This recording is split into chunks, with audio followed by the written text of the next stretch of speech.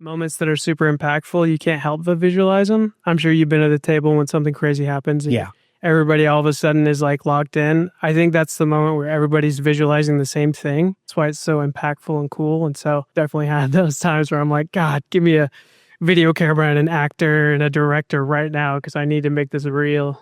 But I also think that's the beauty. It's part of the beauty of D&D is that you can't really bottle that up. That kind of has to happen naturally. And you can write it down afterwards and try to film it, but it won't necessarily be the same. No. But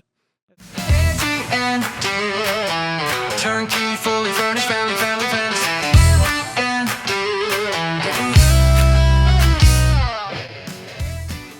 This is our first episode, so I'm kind of excited to welcome you onto the podcast officially. Thank you. I have Caleb Castaneda with me here today, and I think the main thing I wanted to start off this podcast is that I want it to be something about telling stories that are creative and telling stories that actually mean something. And the reason I wanted to have you on is, one, because you're a videographer. You're a podcaster yourself. You have an amazingly funny podcast where I love listening to you and your wife talk. And because you've played D&D. And so I think you have a unique glimpse, and even just your own background in videography gives you the ability to see storytelling in a way that, maybe I wouldn't necessarily see. And so I just wanted to have you on today as someone who understands what it means to tell stories. And so I know that it's for what you do for work. It's not just entertaining, but it's also meaningful.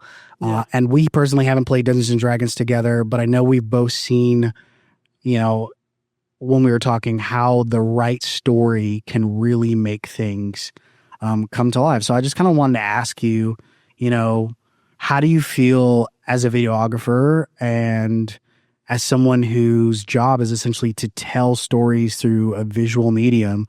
How do you feel that affects the way that you play Dungeons and Dragons, or how you think about characters? It's a great question. I think through videography, I've had to learn how to tell stories. And before that, I had played Dungeons and Dragons, but I didn't really understand how a story of a character developed over time. And so seeing that structured out, having learned that through videography, was super helpful, because then I could track, my character made this jump in the hero's journey, or this specific structure. That's why that moment was so impactful. And so through learning about videography and storytelling and cinema, it helped me to pinpoint moments in my own campaign I was running, in my own character I was playing, and be like, that's why that felt so impactful. That's actually why that moment worked so well. So I think the two married so nicely, and it was a complete accident. I couldn't have done it on purpose if I tried, for sure. Do you think that it makes you someone who's maybe like you visualize things more at the table? Do you feel like you see things more, or think of, like, is there specific moments when you're like, I wish this could be something that I could actually like bring to life, like in a video or in essentially visual art form? Absolutely. I think that those moments that are super impactful, you can't help but visualize them. I'm sure you've been at the table when something crazy happens. Yeah. Everybody all of a sudden is like locked in. I think that's the moment where everybody's visualizing the same thing. And that's why, or something similar to the same thing. And that's why it's so impactful and cool. And so there's definitely been moments where I'm like, man, I wish I could capture this and film this and bottle this. But I also think that's the beauty. It's part of the beauty of D&D is that you can't really bottle that up. That kind of has to happen naturally. And you can write it down afterwards and try to film it, but it won't necessarily be the same. No. But as far as those inspiring moments that happen at the table, I've definitely had those times where I'm like, God, give me a video camera and an actor and a director right now because I need to make this real. Yeah, no, I think that's one of the great things about Dungeons and Dragons is it is improv. So a lot of it is very much on the fly. So you usually can't record it. But it's one of those things where, because it's something that's being improvised in the moment, you're able to tell a narrative story that is constantly growing with the people at the table, with the characters at the table. But I wanted to segue a little bit. I wanted to personally ask, I know you're a videographer, but you're also a human being and a regular person. So I want to know, like, what kind of drew you noticing that? I appreciate that. What kind of drew you to Dungeons and Dragons, and kind of like what got your interest in it? It was a random like game night that my friends just happened to bring out the old Dungeons and Dragons kind of kit that they had. Yeah. And I was like, it's going to take me 30 minutes to create a character? Like, yeah. That's ridiculous. I don't want to do that. But as soon as I like got my character developed enough, and then they like, you can name him. He's got like a backstory, and I enjoy story enough to be like, okay, well, I can give him a backstory. That's kind of interesting. Yeah. So that started to draw me in initially, and then the first campaign, just the open world concept of being able to do anything with a roll of a dice with your friends. I mean, it got really goofy at times, but it really opened my eyes to be like, wow, this can be anything I want it to be. And that was pretty much my first experience with D&D right there. Do you think that Dungeons and Dragons is something for the average person out there who hasn't played is worth them at least giving a try once? Oh, 100%. Yeah. I mean, you could speak to this too. It's just like some people latch onto it immediately. Other people, they have a good time while they're there, but I don't think I've ever seen somebody walk away from a session of D&D and be like, wow, what a waste of time. I can't believe I spent my Friday night like that.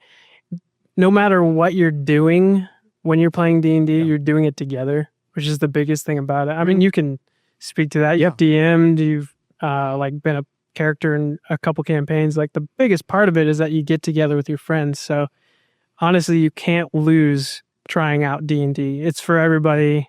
You are actually making something that makes it more accessible for people and less evil sounding. Yeah. And so that's super cool. I think that's going to draw a lot of people to the table too. Yeah. And that's called, if I'm not incorrect in this, it's called PG Play. I am coming out with an ebook that is called The Art of PG Play. And basically it goes into essentially the art of storytelling, but from the perspective of doing it in a way where our goal is to tell meaningful stories, but we don't have to be explicit. We don't have to be graphic. Yeah. And not that graphicness or even, expletives. Like I kind of joke with most of the guys that I run a campaign with, like, I don't really care if your character swears in a sense, but like, let's not have it be something that's constantly happening, or let's have it be something that they say in Dwarvish or Elvish, or let it be something that is kind of like what I call the Home Alone 2 swearing, which is basically just them making weird noises that kind of sounds like they're upset and yelling, but they're not actually going to the point of saying things. And because sometimes there are emotional moments where, when you have characters who are going off to war, fighting against real issues, things that in their world, in the character that they're playing as, is something incredibly like daunting or powerful, there might be moments where as you're role playing a character, you feel that desire to essentially emote something that, maybe an expletive makes sense for. But I think the main goal of it is to make it focus on the storytelling piece and realizing that great stories don't have to be Game of Thrones. They don't have to be graphic. They don't have to be full of nudity or sexual references to have a powerful story. And so my heart and the hope of releasing the ebook and more exclusive content would be to provide a context where people can play games around the table, play with their families, play with their friends, and not have to worry about necessarily dealing with some of those darker issues, which I want to be clear.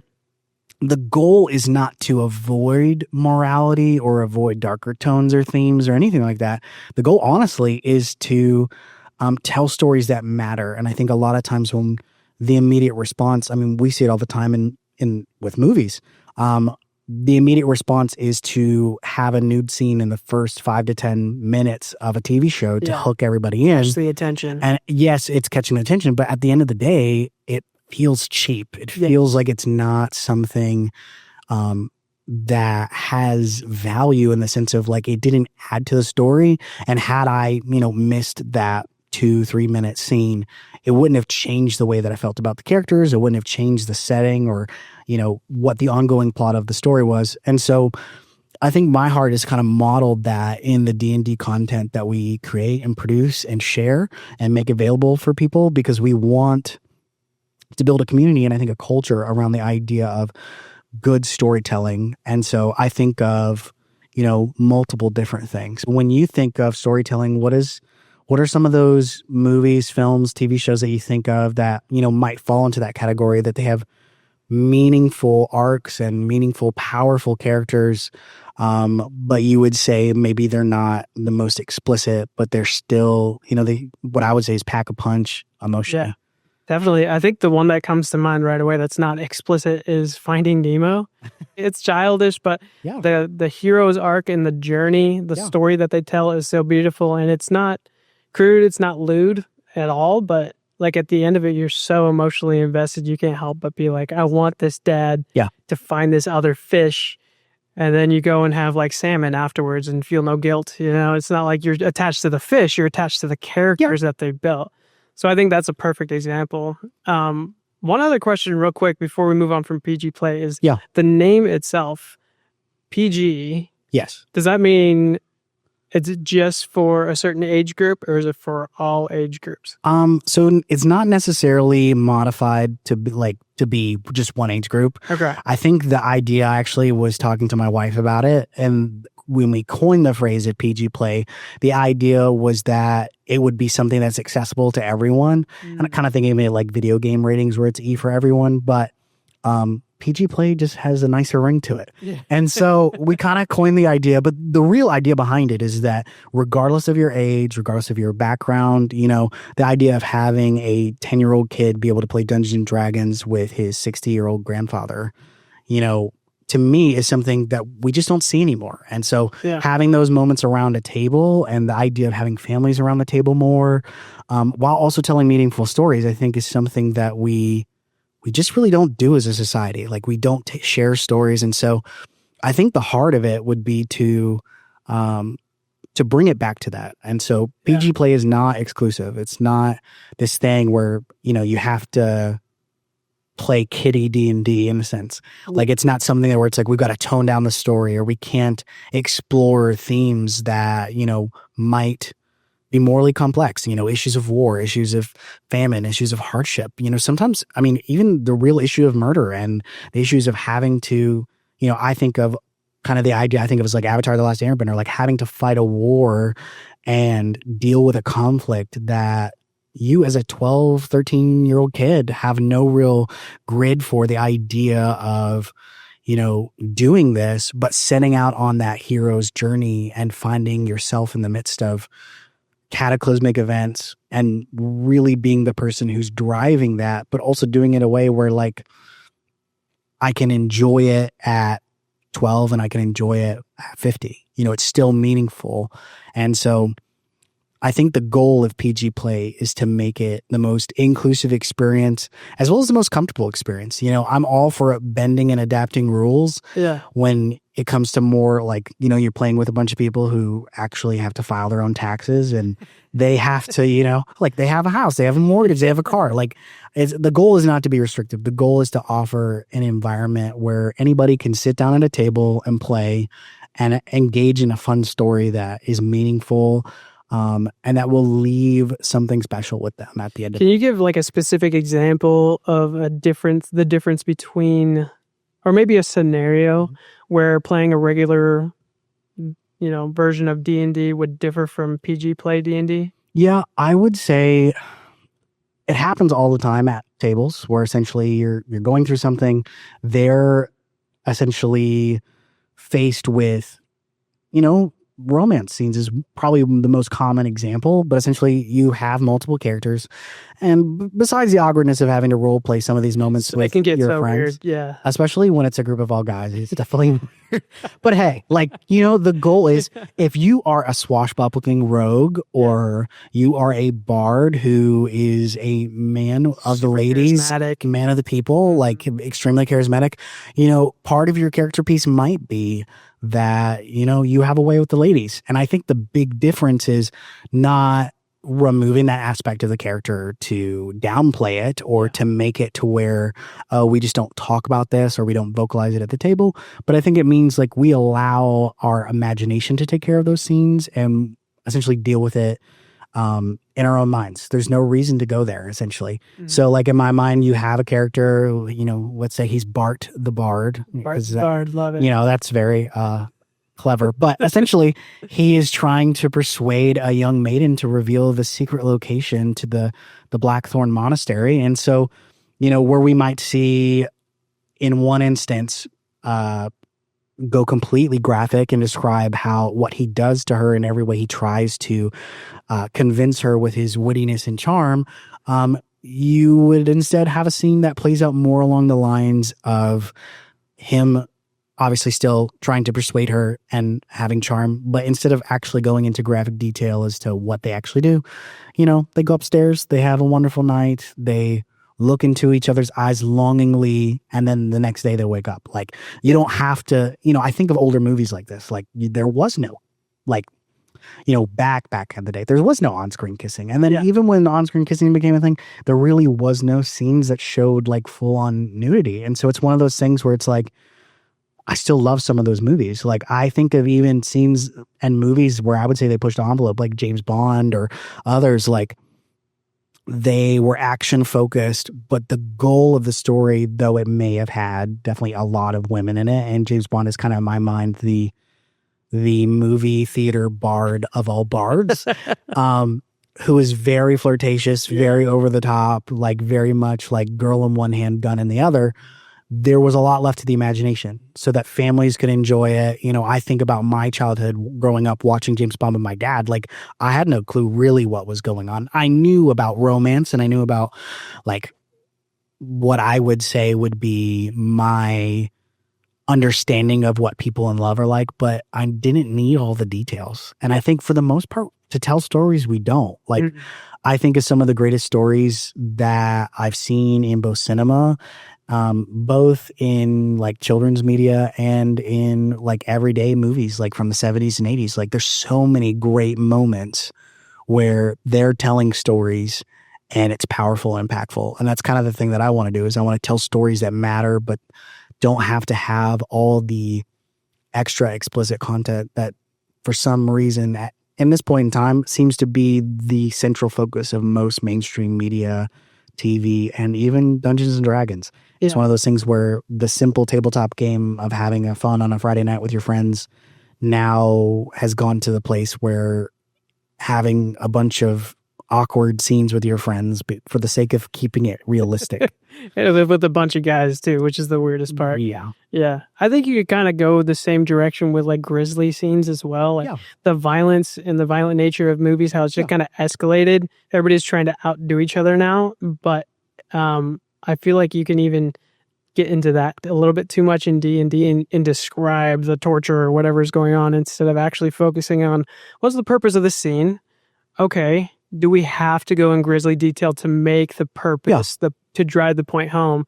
And I think reading through your booklet, that was something that you really hammered home was, hey, you don't have to describe how the head was cut off. You really don't. You could just say they found, there's a blood-stained letter on the ground and it has the last words of this man that you guys loved. And it was, I really enjoy that part of the booklet that I read as well, PG Play, man. It's good stuff, honestly. Yeah. No, I think that's the focus is like, and I said this in the book, but essentially like violence is a tool and it should not be the focus. And I'm even okay, like sometimes, you know, because I want people to know I'm not really legalistic with it. Like, I'm fine with cartoony violence. I'm fine with, you know, interrogating someone to get information. Like it shows up all the times in storylines. But I think the part that becomes kind of like weird is when we're committing war crimes, you know, like waterboarding characters and just things where it's not bad. And sometimes it can be really comical. And so it's like, you know, it makes sense for certain people's tables.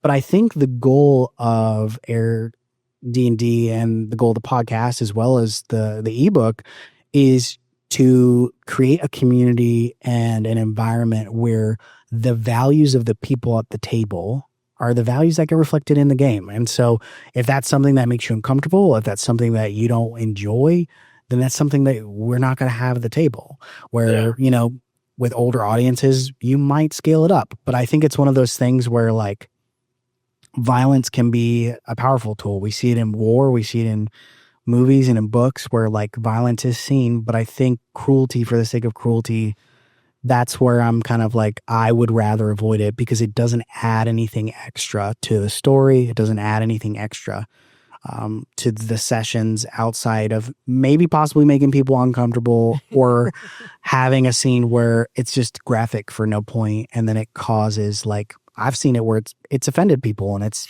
caused weird social situations or people leaving groups because they don't feel like their boundaries are being respected. I think that's a big thing, is getting the boundaries conversation done at session 0. Session 0. So that way you talk about it and it's taken care of from the get-go.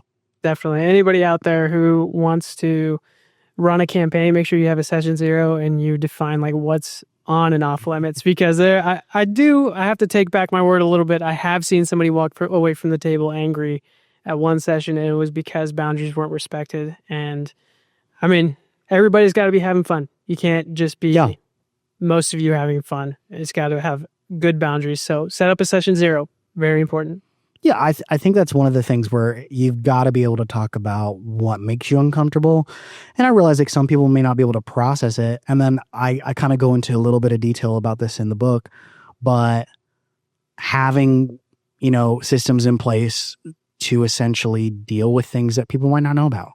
You know, I had a particular friend who they were in a campaign, and I mean, I didn't view this, but essentially like the issue of SA came up in the midst of the campaign, and it was something that the characters didn't partake in, but it was something that the characters had a NPC describe, and no one would know because that person essentially like wasn't going to share their entire story with us. Yes. But it was something where essentially what they experienced was they walked away from the table feeling weird and awkward because of what was described.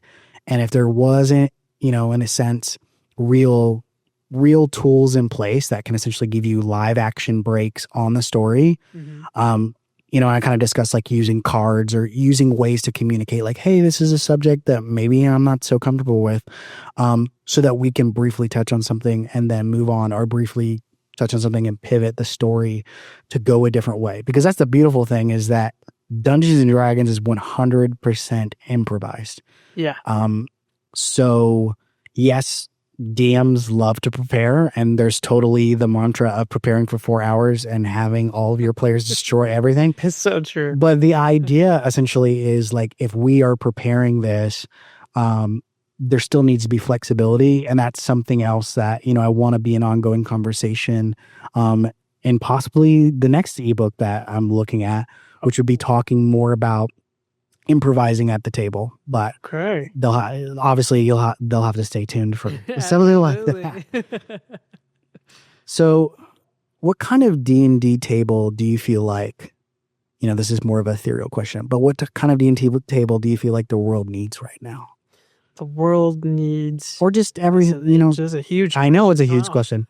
You know, I mean, I think about this type of stuff because storytelling is so big, but yeah. Honestly, the first thing that pops in my head is like, the world needs a D&D table kind of like Casablanca, like just the classic hero story. Yeah.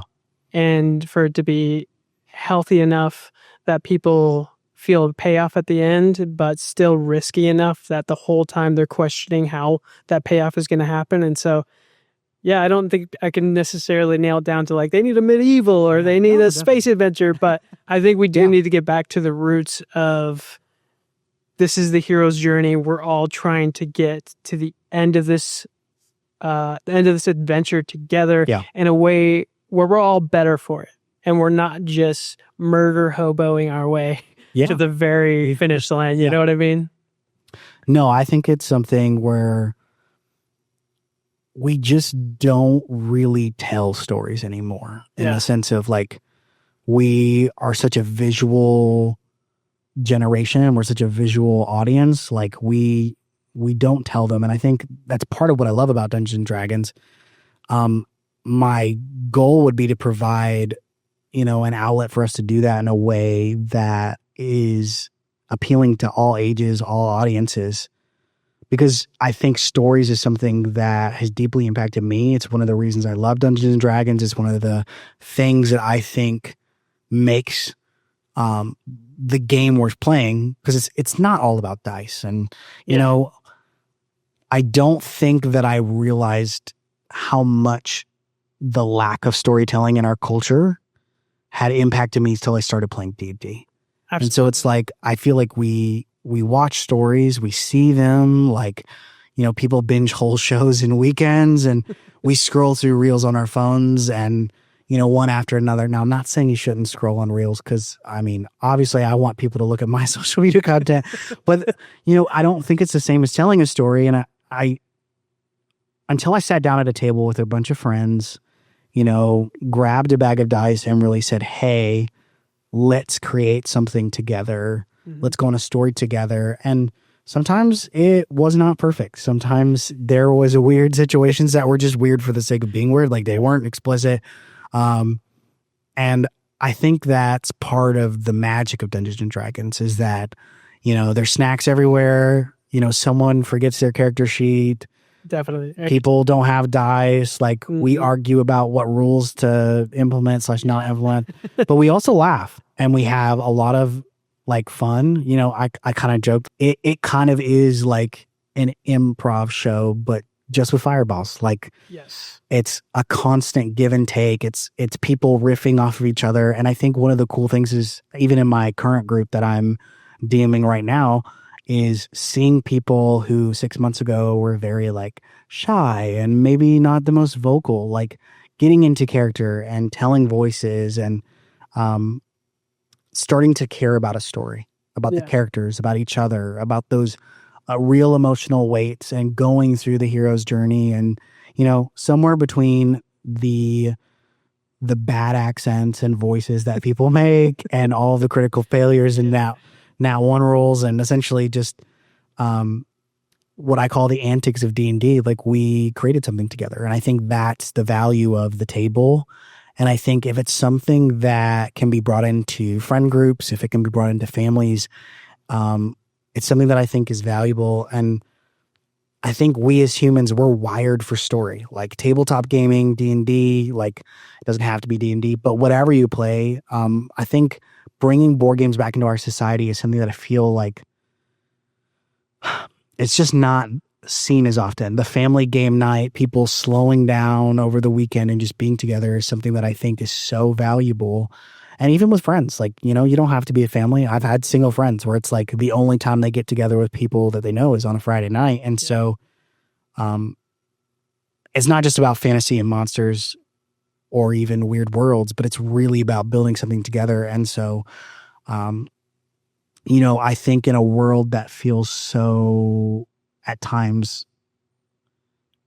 lonely and sometimes very difficult, like just different things going on in people's lives, whether it's financial, whether it's family, it can feel like that magic that can give breath to our everyday lives and can give us something fun and creative to have as an outlet. And so I wanted to ask you, because it's making me think of something, but what do you think, you as a videographer, you as a player, what kind of drew you into storytelling in the first place?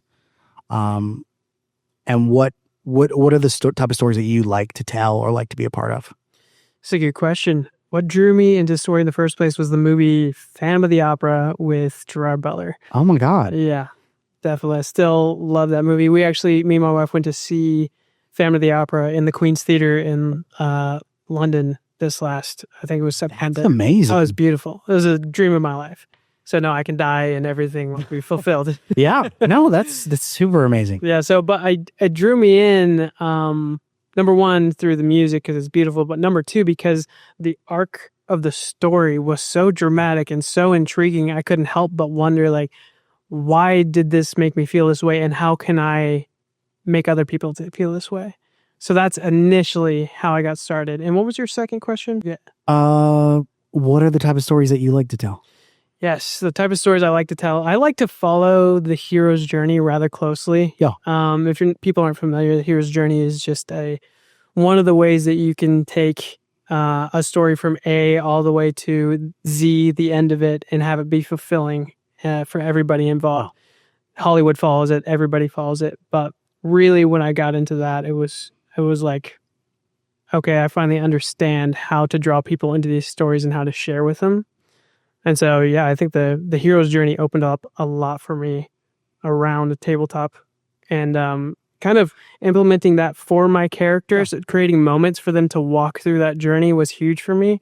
It made me a better videographer. It made me a better games master. But more than anything, it was really fulfilling to see that no matter what campaign you're writing, medieval, space, cyberpunk, it doesn't matter. As long as you're setting up moments for them to grow through the hero's journey, they're always going to feel that payoff in the end. And I find that really rewarding. No, that's super cool. I wanted to ask you mainly because I think it's what all the viewers are wanting to know, but what was the first class that you played when you started D&D? A barbarian. A barbarian. Okay. Yeah, because you gotta, I didn't know anything about spells. No. Still, to this day, I play mostly martial characters. Yeah. But right now I'm playing a fighter wizard. It's kind of like an eldritch knight. So that's super cool. Mage. And so, yeah, it's, I started with barbarian. I stuck with it for a very long time. It was a character that was not fleshed out very well and clunky, but I started with that, and for the most part I've kept with that throughout the years, just slowly getting better and slowly trying to add magic to whatever I'm playing. Yeah, no, that's super fun. What about you though? What was your first character? My first character was the bard, and unfortunately my first character was the bard who was running around town chasing after all. Was it Bart? He's not Bart. Okay. His name was actually Savian. I named him after a character that I liked in a novel. But yeah, he ran all over town, and I didn't want it to be essentially graphic, but he ran after all these girls. And then the running joke was every girl that he ran after was named after one of the girls from Mambo Number 5's, wonderful early 2000s, 90s hit. Yeah. But yeah, he was running after Monica and Rita, and he was just completely obsessed with women with these particular names. And for the most part, but it did end up resolving in a really good way. He's one of my favorite characters to play to this day. I still bring him in as a DM. That's awesome. But essentially he was just he was torn, his wife was murdered by a powerful arch wizard, and who eventually turned into a lich. Yeah. And he didn't know how to process his emotions. And so, in the world of Faerun, there's not always clinical therapists. Yes. And so he ran around and tried to date every single woman he ran into because he was hurting on the inside. Yeah. That's deep. But it's one of those things where it's like, you don't have to you can totally have a character who's just obnoxious for the heck of it. Yes, absolutely. But I was like, I don't want to, as he evolved, and I think that's one of the cool things about your first character. You talk about your barbarian, but as you play them more, they evolve, and it's like, they're becoming more than they were when I first wrote that thing down on a sheet. Yes. When I first wrote their backstory, now how do I go on that hero's journey with my little hero essentially that I've created? Yeah. And actually, how do we go on that arc so that they're constantly evolving, constantly changing, constantly turning into something new? I have a real quick cool story about that with the character I recently played. His name was Ismark the Lesser. Ooh. And he was supposed to be an NPC. I was supposed to jump on as this NPC character mix for one episode of a campaign. And it ended up that I played that character and am still playing that character. It's been 2 years or going on. Oh my God. Now. That's amazing. But it was kind of painful because I started him with his really high, shrill voice because I thought it was going to be one episode. I was going to be there. I played him for a year with a high, shrill voice. And we're having moments that are bringing people close to tears. And I have to butt in and say something I think is dramatic in the shrill voice.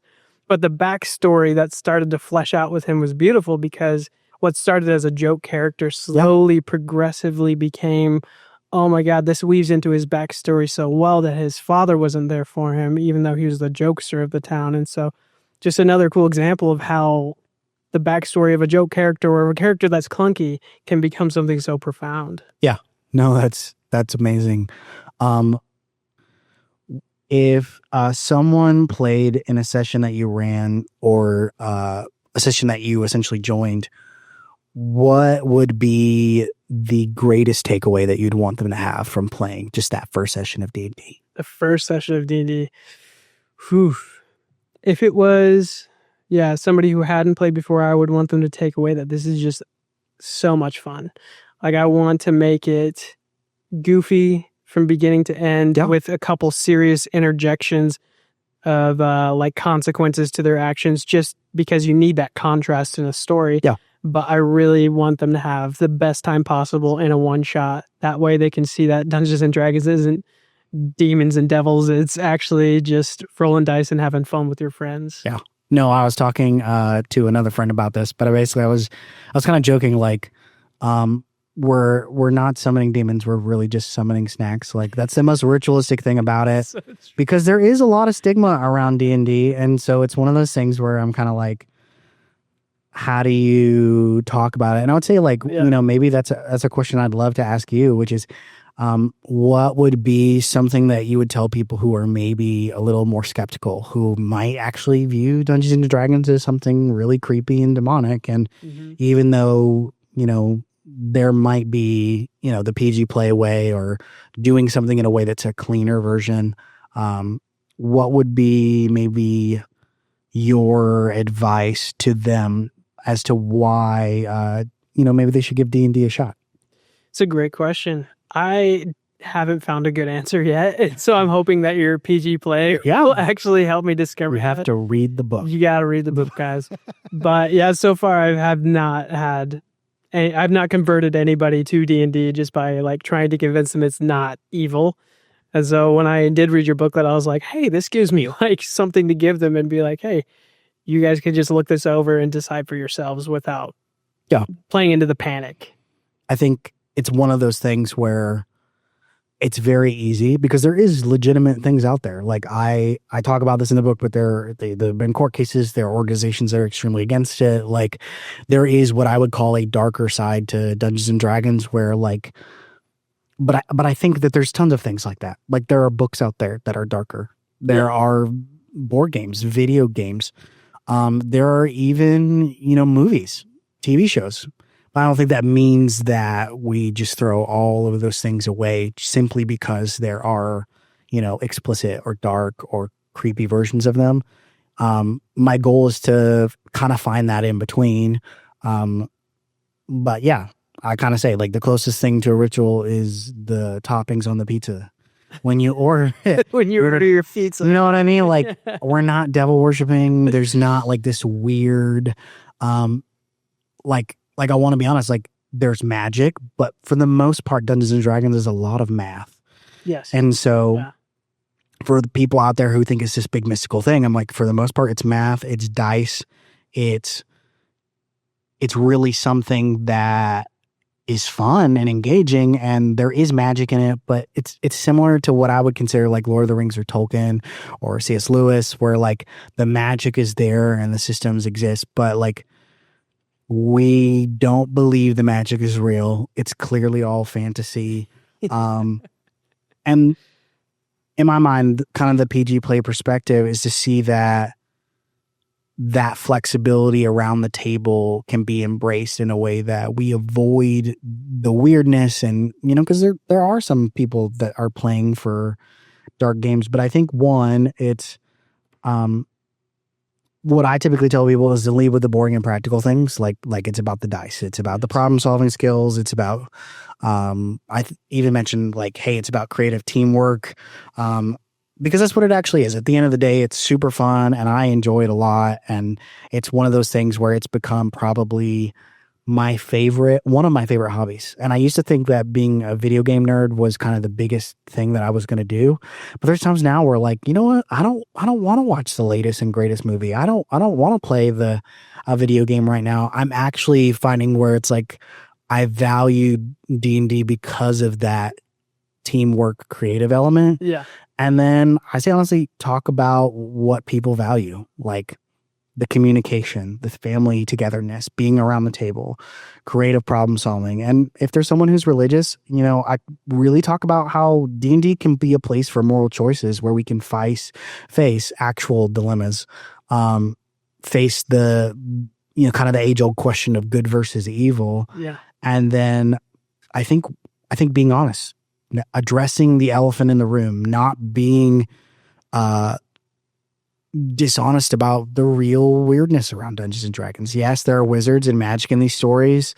But no, we're not. We don't believe we're Harry Potter. We're not like trying to jump out of windows or running around with like essentially owls in our free time because my character's a wizard. Like there's a real belief that it's all make believe. Nobody actually is casting these spells. And then, I think offering to show people, I think is the biggest way to get people who might be skeptical involved. Because I think at the end of the day, it really, I don't personally believe Dungeons and Dragons is inherently dangerous. Because I think the fact that it's all improv, it's inherently customizable. Yeah. And so, storytelling is so much more than just Dungeons and Dragons, but it's one of the biggest parts of it. And so I think game mechanics aside, it's what keeps people coming back to the table. It's what keeps people engaged. What does a meaningful story look like to you? You make videos for a living. What does that look like kind of in what you do for a job? And what does it look like for you on the table? Meaningful story. So I'm a Christian and I work for a lot of ministries, Christian nonprofits. I freelance for them. A meaningful story for me and the one that I found has been most rewarding to plan for other players is one that closely follows the story of Jesus, like his narrative through scripture. And so I've found that to be the most rewarding to play as a character and also to set up as a games master. And, I've tried other endings where it's like at the end, it ends up like the gesture of the court set everything up and he comes out and he claps and he's like, I've got you. And then everything goes black and that's the end of the campaign. And it's just not as rewarding for me personally. So those are, I would say, stories that closely follow the narrative of Jesus is probably what I'm drawn to the most to play and as well to set up as a campaign. No, I think that's super amazing. And I think that some of the best stories do imitate scripture. And I think it's one of those things where storytelling as a medium, in my mind, comes from one of the oldest stories that's ever been told. And so when I look at the hero's journey, I see it in the Bible. Yeah. And, I would tell most people out there who might be skeptical, it's worth a read. It's worth going into the story elements. Caleb, I wanted to thank you for being on the podcast. Thank you for having me. Just for coming. I think you are one of the most creative and funny people that I know. Oh, thank you. And I really enjoyed talking to you about story, about buy-in, about telling stories that matter. I think when we take it seriously, I think when we bring creativity to the table and we try to visualize these things to really tell something that's meaningful, impactful, the stories we tell at the table, I think they have a funny way of sticking with us. This is AirDnD. Thanks for sitting with us. We'll see you guys next time. Bye.